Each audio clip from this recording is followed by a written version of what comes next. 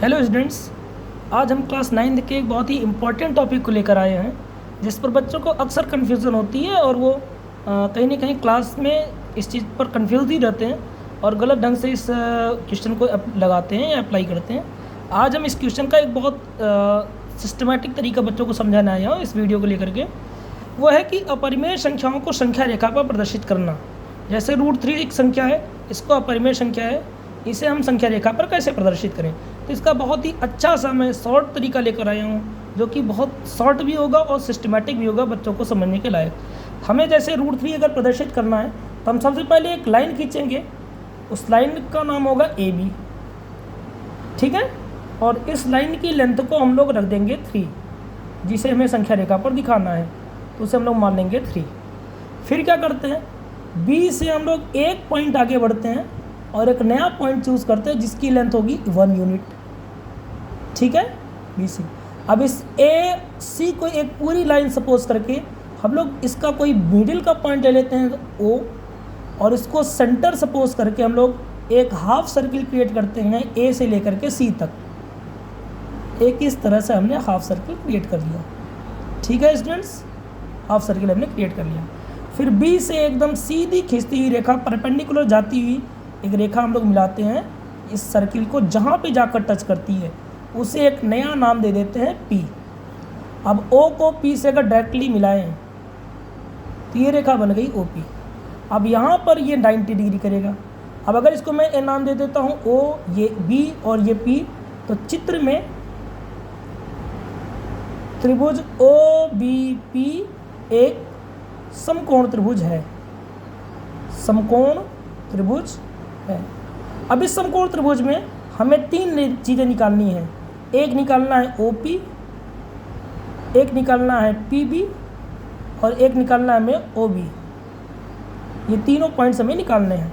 अब ध्यान से अगर आप देखें तो ये अगर मिडिल का पॉइंट है तो ये टोटल लेंथ होगी 3 1 4, ये टोटल लेंथ हो गई 4। तो ये जो हाफ सर्किल लाइन से बचेगा 2, इसकी भी लेंथ होगी 2, ठीक है स्टूडेंट्स। तो अगर ये 2 हुआ, ये सेंटर है, तो ये रेडियस का काम करेगा, तो ये भी कितना होगा 2, ठीक है। ये लेंथ हो गया 2, दैट मीन्स कि OP लेंथ हमारे पास आ गया OP = 2। और यहाँ से अगर OB देखा जाए तो ये टोटल लेंथ 2, और इस BC को हम लोग घटा दें, ये OC आपका है 2। इसमें से अगर मैं BC जिसका लेंथ 1 है घटा दें तो हमारा जो लेंथ बचने वाला है वो 1। इसका मतलब OB = हमारे पास आ गया OB = 1। तो हमें कुल मिलाकर के बेटा PB निकालना है। अब PB निकालने के लिए मैं पाइथागोरस अप्लाई कर देता हूँ। अगर पाइथागोरस प्रमेय यहाँ पर मैं अप्लाई कर दूँ, पाइथागोरस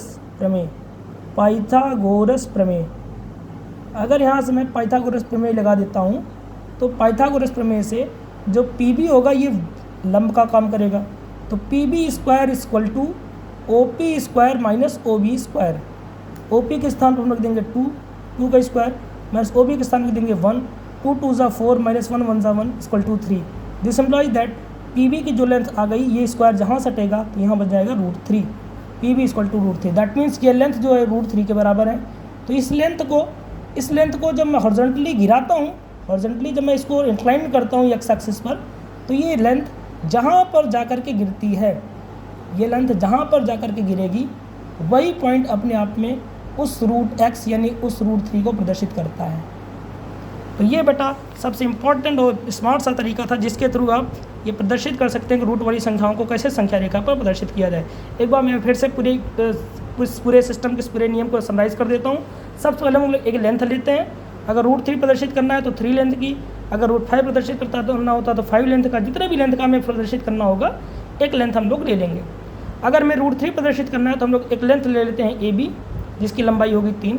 फिर B से एक पॉइंट आगे लेते हैं C, फिर इस पूरे AC का एक मध्य बिंदु लेंगे O, और O को सेंटर लेकर के एक हाफ सर्किल क्रिएट कर लेंगे। अब सेंटर से दूरी होगी 2, तो हमारे पास 3 यहाँ से, और B से सीधी एक रेखा खींचते हैं PB, तो ये एक समकोण त्रिभुज का काम करता है। यहाँ पर पाइथागोरस अप्लाई कर देते हैं, यह लेंथ होगी 1, ये लेंथ होगी 2। तो पाइथागोरस अप्लाई करने पर बेटा जो PB होगा, PB² = OP² - OB², 2 2 = 4 -1 1 = 1 = 3। जैसे ही यहाँ से स्क्वायर हटेगा तथा रूट लगेगा, PB = √3, और यही वो संख्या थी जिसे हमें प्रदर्शित करना था। तो अगर ये लेंथ बेटा √3 है, अगर ये लेंथ √3 है तो ये लाइन जिस दिन हम इंक्लाइंड करेंगे इस तरह से जब इंक्लाइंड करेंगे, गिराएंगे, तो ये जो रेखा है ये जहाँ पर जाकर गिरेगा वही अपने आप में √3 होगा। इसी तरह से आपको मैं वर्ग देता हूँ, आप घर पर √5, √7, √13 जैसी संख्याओं को संख्या रेखा पर प्रदर्शित करके प्रैक्टिस करें। बहुत बहुत धन्यवाद।